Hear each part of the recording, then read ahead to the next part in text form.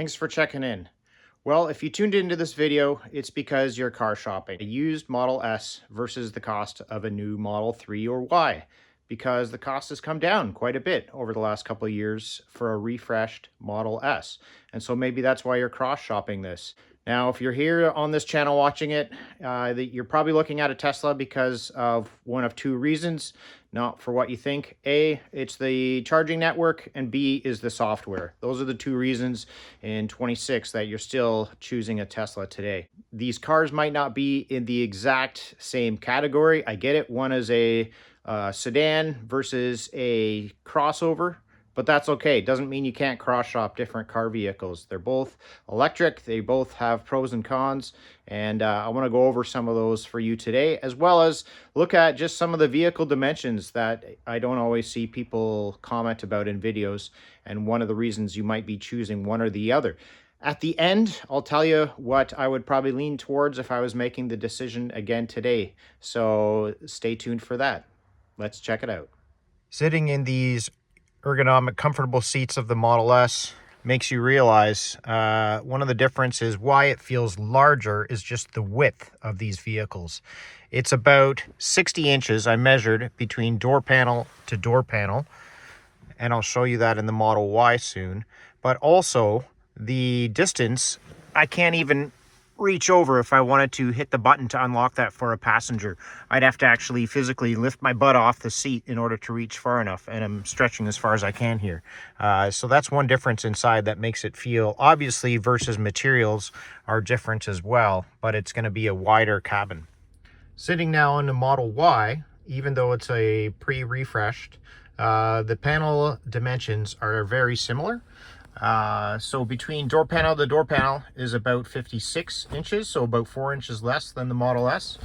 And that 4 inches allows me to easily reach over and press the passenger door release if they want to get in.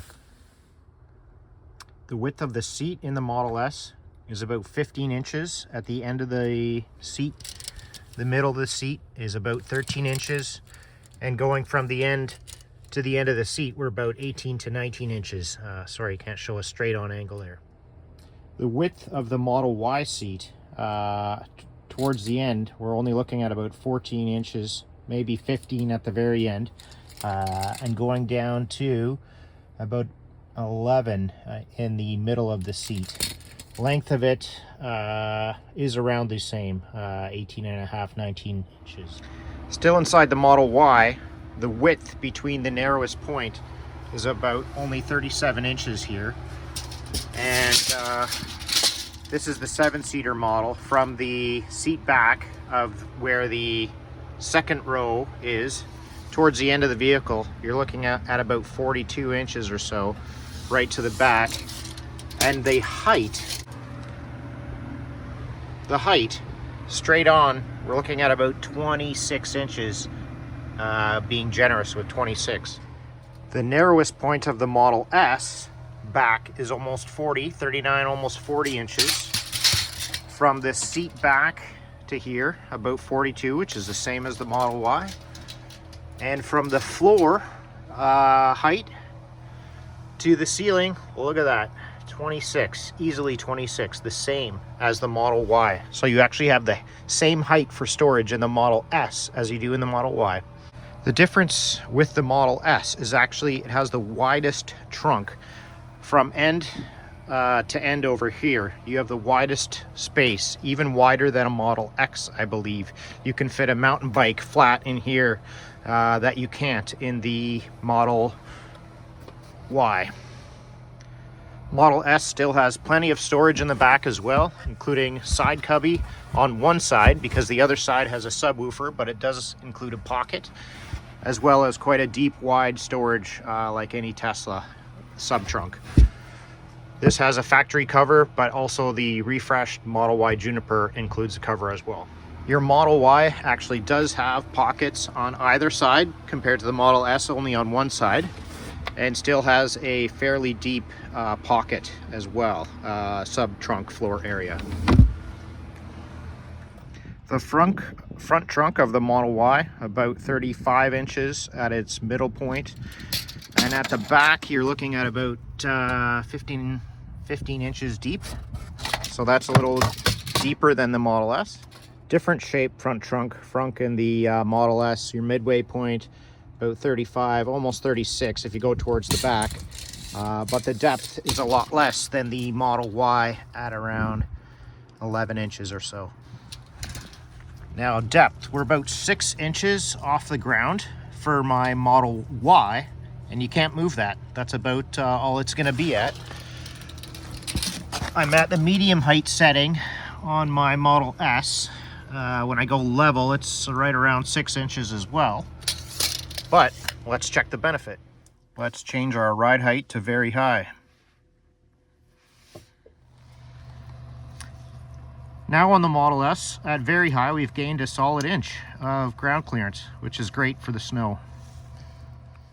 Driving dynamics of the Model Y are different than the Model S. The Y, even the Juniper that I've spent over 24 hours in, it drives more like a go-kart compared to the Model S.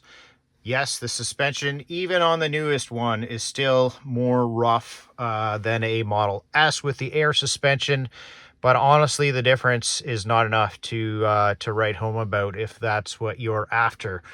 They have softened it up on the Juniper Refresh Model Y. So if that's what you're looking at and you're concerned about the ride quality, it's going to be pretty close to the Model S going over bumps and whatnot. The older Model Ys, yes, they were quite stiff in the back. This vehicle, though, it just darts wherever you want to go, rides like a go-kart.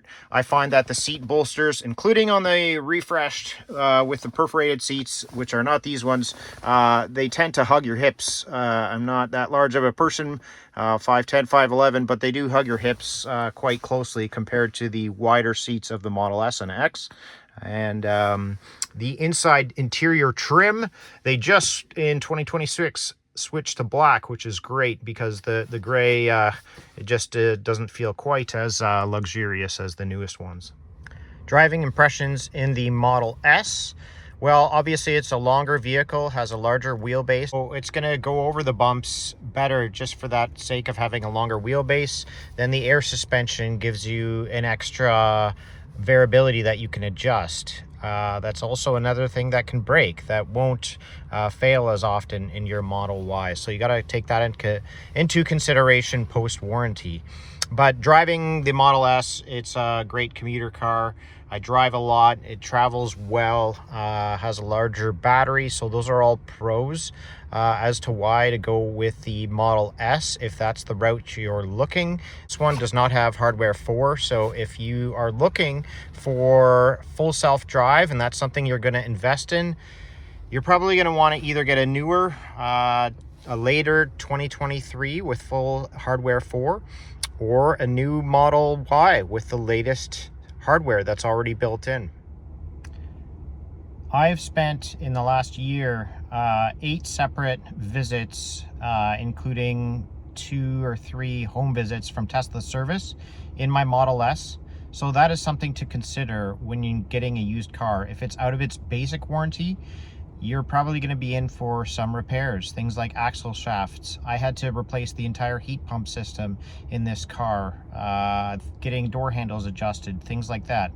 Those are all things that are hopefully not going to go wrong on the Model Y because it's a newer design of a vehicle. They've put more energy recently into reinventing that car. I know they did a light refresh on the Model S in 2026 for the ones that just came out, but that's extremely minor. So if you're buying new, then you can consider that one because you're going to get the latest and greatest. But for the Model Y, if you want full self-drive, if you want something that's going to be more future-proof, I would go with it new based on current prices. Even today, without the tax breaks, a lot of states are offering their own incentives, and provinces in Canada as well. Customization for the Model Y, it's a more popular vehicle. It was the best selling vehicle worldwide for a number of years in a row. So there's just more accessories everywhere you look, from Amazon to Alibaba. I don't know where you get your accessories, but there's going to be a lot more for the Model Y than there is for the Model S. and that's just true going forward. So if you want to sell parts later on or sell the vehicle later down the road, you're probably going to have an easier time with the Model Y, because it's the Honda Civic now of electric cars. There are so many of them out there that you can customize it exactly the way you want. So obviously there's pros and cons to each vehicle. Nothing is perfect. Batteries do degrade. If you make a decision and go new and want to use a link for a up-and-coming YouTuber, then please consider clicking on mine and using that link. I would be forever grateful to you. But either way, I appreciate you watching the video to the end, and good luck in your decision. I'll be happy to answer any questions. Have a great day.